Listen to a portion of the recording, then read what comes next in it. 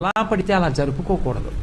పుట్టినరోజు జరుపుకునేటటువంటి వ్యక్తి ఆ రోజు తెల్లవారుజామున నిద్రలేచి అభ్యంజన స్నానం చెయ్యాలి. అంటే ఒంటికి నూనె వ్రాసుకుంటే అలక్ష్మి పోతుంది. ఆ నూనె అలదుకొని తలస్నానం చేస్తారు.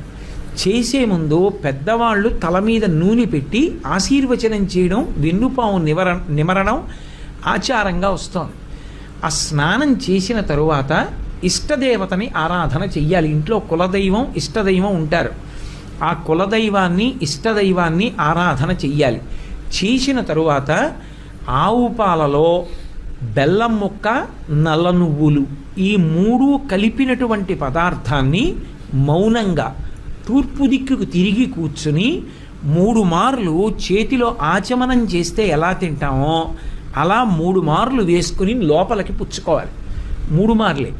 ఎందుచేత అంటే నల్ల నువ్వులు, బెల్లం, ఆవు పాలు కలిసినటువంటి పదార్థాన్ని 3 మాటలు పుచ్చుకుంటే వచ్చే పుట్టినరోజు లోపల ఏదైనా గండకాలం ఉంటే తొలగిపోతుంది అని.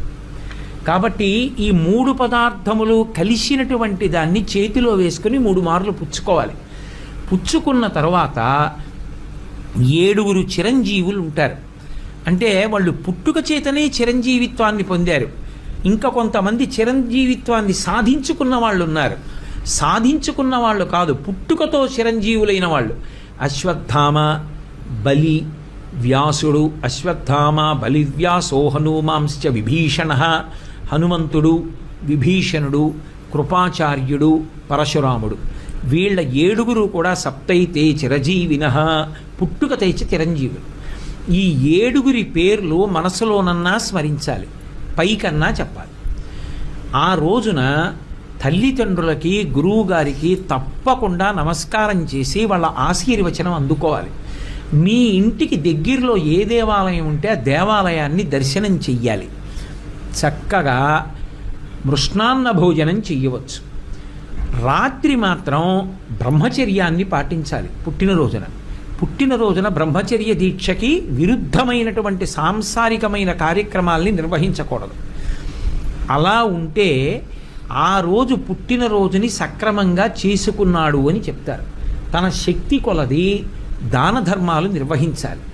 తనకి ఐశ్వర్యం ఉందా, దానం చేస్తాడు. తనకి ఐశ్వర్యం లేదు, గోగ్రాసం అంటారు. చేతి నిండా కాసిని పచ్చగడ్డి పరకలు పట్టుకెళ్ళి ఒక ఆవుకి తినిపించి ప్రదక్షిణం చేసి నమస్కరిస్తే చాలు. ఇవి పుట్టినరోజు నాడు తప్పకుండా జ్ఞాపకం పెట్టుకుని చెయ్యవలసినటువంటి విషయాలు.